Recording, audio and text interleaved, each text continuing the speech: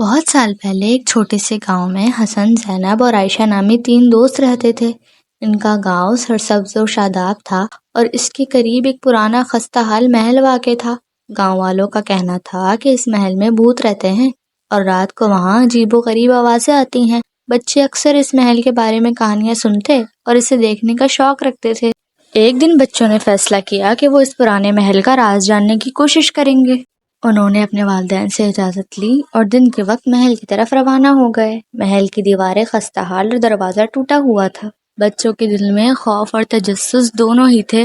جب بچے محل کے اندر داخل ہوئے تو وہاں کا ماحول بہت سنسان تھا۔ دیواروں پر پرانی تصاویر اور موم بتیاں لگی ہوئی تھیں۔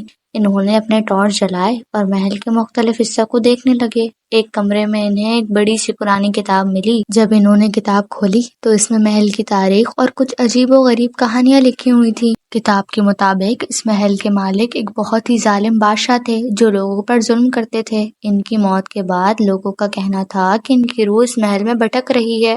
جب بچے محل کے ایک اور کمرے میں داخل ہوئے تو وہاں انہیں ایک آواز آئی۔ سب ڈر گئے مگر حسن نے ہمت کر کے آواز کے پیچھے جانے کا فیصلہ کیا۔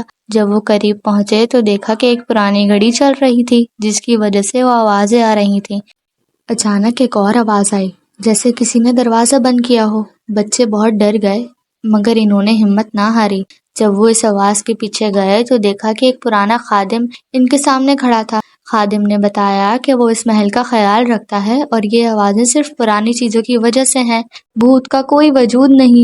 بچوں نے خادم سے بات چیت کی اور اس نے بتایا کہ گاؤں والے محل کو بھوتوں کی جگہ سمجھتے ہیں۔ خادم نے کہا کہ وہ محل کو صاف کرنے اور اسے دوبارہ خوبصورت بنانے کی کوشش کرے گا۔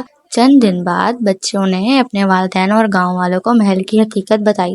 سب نے مل کر محل کی صفائی کی اور اسے دوبارہ خوبصورت بنایا۔ اس کے بعد گاؤں والے محل کو دیکھنے آنے لگے اور وہ سب خوف دور ہو گیا۔